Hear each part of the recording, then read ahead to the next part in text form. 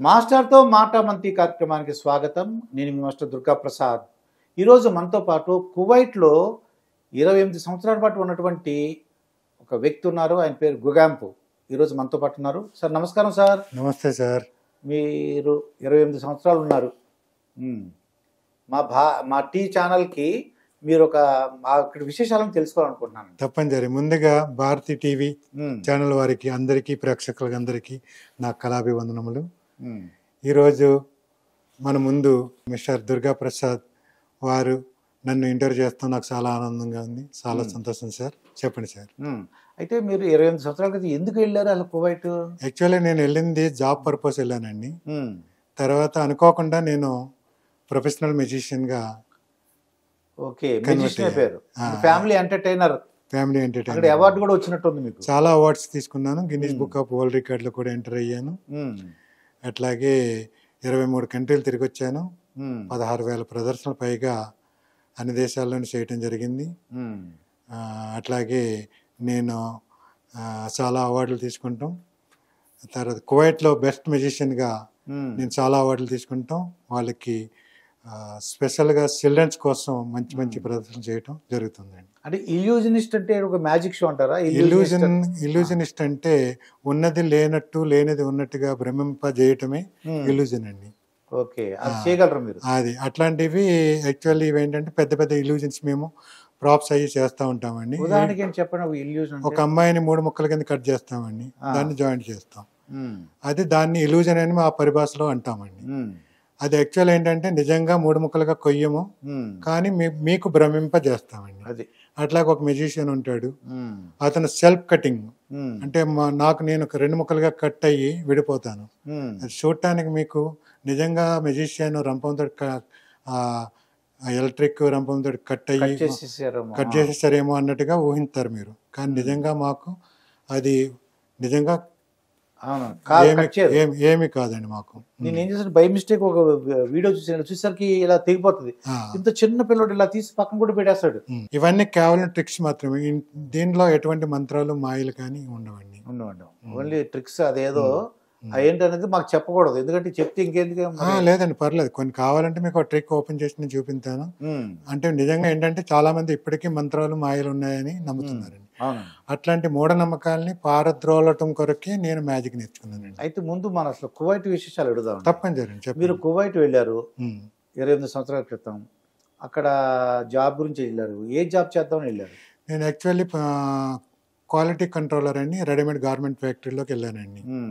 వెళ్ళిన తర్వాత అనుకోని కొన్ని పరిస్థితుల వల్ల ఆ కంపెనీ బంద్ అవ్వటం, అక్కడి నుంచి నేను ఫస్ట్ అక్కడ ఒక జూ పార్క్లో నా మొదటి ప్రదర్శన టికెట్ షో చేయడం జరిగిందండి.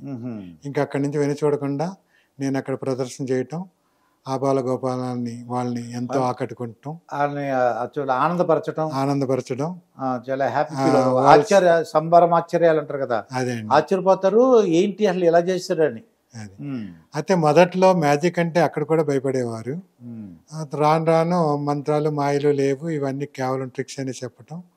తర్వాత స్లోగా ఇప్పుడు ప్రతి పిల్లవాడు అమ్మ నాకు మ్యూజిషియన్ గుగాంపుని పిలిపించి మ్యాజిక్ షో చేయించు నా బర్త్డేకి అని చెప్పుకునే స్థాయికి నేను ఎదగటం జరిగింది. కువైట్ వాళ్ళు ఎక్కువగా చాలా అపోహలు ఉన్నాయి. అక్కడ మన ఇండియన్స్ వెళ్తుంటారు, మన తెలంగాణ ఆంధ్రప్రదేశ్ నుంచి వెళ్తే, ఎస్పెషల్లీ మన భీమవరం తెలంగాణ నుంచి చాలా మంది వెళ్తుంటారండి. అయితే కొన్ని అక్కడ అపోహల గురించి అడిగే ముందు ఈ యొక్క కువైట్ షేక్ అరబ్లు ఉన్నారు కదా, వాళ్ళని షేక్ అరబ్లు అనొచ్చు, లేదా షేకులు అంటారు. అసలు వాళ్ళు అలవాట్లు ఏంటి? వాళ్ళు పొద్దున్నే అది ఏం ఆహారం తీసుకుంటే చూద్దాం. ముందు బ్రేక్ఫాస్ట్, మనం లంచ్, డిన్నర్ 3 తీసుకుంటాం. వాళ్ళు కూడా అంతేనా, లేకపోతే వాళ్ళ పద్ధతులు ఎలా ఉంటాయి? వాళ్ళు కూడా ఇంచుమించు అంతేనండి. అయితే ఏంటంటే వాళ్ళు మనం మిల్క్ టీ తాగుతాం మనం లేవగానే, వాళ్ళు ఏంటంటే రెడ్ టీ తాగుతారండి. డికేషన్ తాగుతారు. మనం డికేషన్ అంటే కొంచెం ఇదిగా చూస్తాం, అక్కడ డికేషన్ అంటే గ్రేట్నెస్ అండి. దాంట్లోనే మళ్ళీ ఇప్పుడు ఈ సఫ్రాన్ అంటారు కదా, అది కుంకుమ పువ్వుని వేసి అది ఒక స్పెషల్ టేస్ట్ వస్తుందండి, చాలా అద్భుతంగా ఉంటుందండి. ఎవరైనా గెస్ట్లు వచ్చినా కూడా వాళ్ళకి మనం మిల్క్ టీ ఎలాగిస్తామో వాళ్ళకి ఆ టీ ఇస్తారండి. అదే కాకుండా గవా టీ, గవా అంటే కాఫీ అండి, అది గవా కాఫీ అని చెప్పి అది వేరేగా ఉంటుంది, అది కూడా వాళ్ళు ఇస్తారన్నమాట అండి. అయితే వాళ్ళు బ్రేక్ఫాస్ట్ ఏం చేస్తారు వాళ్ళు? బ్రేక్ఫాస్ట్ ఏంటంటే కబ్బూస్ అని అక్కడ రొట్టెలు ఉంటాయండి. అది గవర్నమెంట్ ఎవ్వరూ అక్కడ ఆకలితోటి మలమలలాడకుండా ఉండాలనే ఉద్దేశంతో గవర్నమెంట్ ఎప్పటి నుంచో ఇప్పటి వరకు కూడా సబ్సిడీ రేట్ లో బహుశా సబ్సిడీ రేట్ లో మనకి ఇది వరకు ₹2 బియ్యం ఎట్లా ఇచ్చేవారో అదే విధంగా మాకు సబ్సిడీ రూపంలో రొట్టెల ప్యాకెట్ మాకు 50 పైసలకే ఇస్తున్నారు.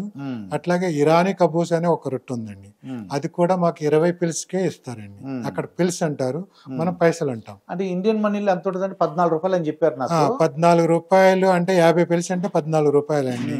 అది ఇద్దరు మనుషులు ఆరాంగా తినొచ్చండి చక్కగా. అంటే మనిషికి ₹7 పడింది. ₹7 పడింది. అది బ్రేక్ఫాస్ట్ అయిపోద్ది అంటారా? ఆరాంగా అయిపోతుంది. ఇక లంచ్ ఏంటి, డిన్నర్ ఏం తింటారంటారు? లంచ్ లో కూడా మన ఇండియన్స్ కూడా కబూస్ ప్యాకెట్లు తెచ్చుకుని వేరు వేరు కూరలు వండుకుని వాళ్ళు తింటా ఉంటారు. వాళ్ళు కూడా ఎక్కువ రైస్, మన ఇండియన్ రైస్ వస్తుంది అక్కడికి, ఇండియన్ నుంచి అన్ని చోట్ల నుంచి వస్తుంది రైస్. ఆ రైస్ వండుకుంటారు. తర్వాత బిర్యానీ అని, లేకపోతే మజ్బూస్ అంటే మన సేమ్ బిర్యానీ లాగే ఉంటుంది, కానీ కొంచెం ఫ్లేవర్ డిఫరెంట్ గా ఉంటుందండి. మనంత కారం, తర్వాత పచ్చిమిరపకాయలు, మసాలా మసాలాలు మాత్రం కొంచెం తక్కువగా తింటారు. కానీ ఇప్పుడు ప్రజెంట్ వాళ్ళు కూడా స్పైసీ ఫుడ్ కి అలవాటు పడ్డారు. స్పైసీ ఇప్పుడు ఏదన్నా KFC అయినా కూడా స్పైసీ, నార్మల్ కూడా రెండు దొరుకుతుంది. KFC వచ్చింది కదండి, చాలా బాగుంటది అది కూడా నార్మల్, తర్వాత స్పైసీ ఫుడ్ కూడా ఉంటుంది. రెండు ఏది కావాలంటే అది ఆర్డర్ చేసుకోవచ్చు అనమాట. ఇక్కడ ఏంటంటే మనకి సాంబారు, తర్వాత ఏంటంటే ఒక కర్రీ, ఒక చట్నీ, పెరుగు అలా ఉంటుంది. వాళ్ళకి ఎక్కువగా మరి వాళ్ళు రొట్టెలు, తర్వాత ఇప్పుడు సపోజ్ మజ్బూస్ అని ఒక బిర్యానీ టైప్ లోనే ఫ్లేవర్ అది రైస్ వండుతారు. దానికి డక్కుస్ అని ఒక టమాటా తోటి చట్నీ తయారు చేస్తారండి, ఒక టైప్ ఆఫ్ చట్నీ. అది టమాటా పేస్ట్ అది యూజ్ చేసి అది దీంట్లో మిక్స్ చేసుకుని తింటారండి. అది కూడా నేను తిన్నాను, చాలా అద్భుతంగా ఉంటుంది. ఇంకా నైట్ డిన్నర్ అండి? నైట్ కూడా ఎక్కువ అంటే ప్రత్యేకించి రైస్ తినాలనే లేదు, అన్ని తింటారు. వెస్ట్రన్ ఫుడ్, KFC, మెక్డొనాల్డ్ ఇట్లా వాటికి సంబంధించిన బర్గర్లు అవి ఇవి తింటారు. తర్వాత రైస్, రొట్టెలు కూడా తింటారు. చపాతి, మన ఇండియన్ చపాతి కూడా తింటారు. ఇంకా మీట్ ఏమేమి తింటారు అంటే? మీట్ లో నార్మల్ గా అక్కడ కంట్రీలో నార్మల్ గా బీఫ్ తింటారు వాళ్ళు. బీఫ్ అట్లాగే ఇష్టంగా తింటారండి. మటన్ చాలా ఇష్టంగానే వాళ్ళు తింటారు. ఇప్పుడు మన వాళ్ళు కూడా ముస్లిమ్స్ లో నార్మల్ గా తింటారు. ఆ తర్వాత మటన్ నార్మల్ గా ఉంటుంది. అట్లాగే ఒంటి మాంసం కూడా తింటారండి. ఒంటి మాంసం కూడా తింటారు. ఒంటి మాంసం దాంతో పెద్ద పెద్ద ఇవి బిర్యానీ, ఇది మజ్బూస్ తయారు చేస్తారండి. ఇప్పుడు మీకు తెలిసి ఉంటుంది, మటను, చికెను, నాటుకోడి, మన మీరు బీఫ్, ఒంటి మాంసం, దీంట్లో టేస్ట్లు మనకు తెలిసిపోద్ది అంటారా?